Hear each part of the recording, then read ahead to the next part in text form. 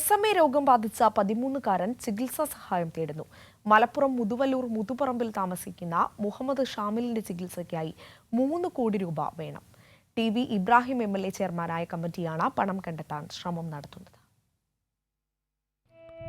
Spinal muscular atrophy ബാധിച്ച ഷാമിൽ മോന്റെ അരയ്ക്ക് താഴെ തളർന്നു കഴിഞ്ഞു.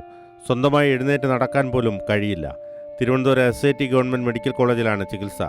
അടിയന്തര ചികിത്സയ്ക്കായി 3 കോടി രൂപ വേണം. വേണ്ടതുപോലെ അവനെ ചികിത്സിക്കണമെങ്കിൽ വലിയ തുക വേണമെന്നുള്ളത് ഇവരൊക്കെ പറഞ്ഞല്ലോ.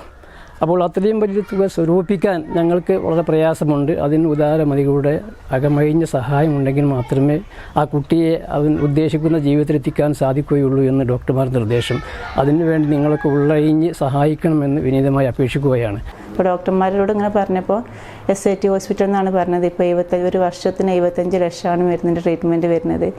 അവർ മരുന്ന് കൊടുത്തിട്ടുണ്ടെങ്കിൽ നമുക്ക് ആദ്യത്തെ ഒരു സ്റ്റേജിലേക്ക് അവൻ എത്തിക്കാൻ കഴിയുമെന്നാണ് ഇപ്പോൾ ഡോക്ടർമാർ പറയുന്നത്.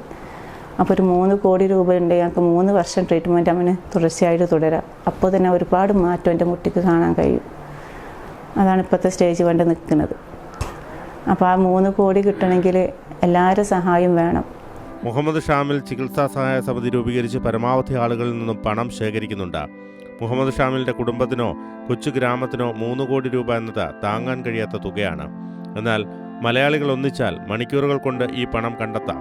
ഷാമിൽ മോന്റെ പഴയ കളിയും ചിരിയും വീണ്ടെടുക്കാൻ നമുക്ക് ഓരോരുത്തർക്കും പങ്കാളികളാകാം. കൈരളി ന്യൂസ്, മലപ്പുറം.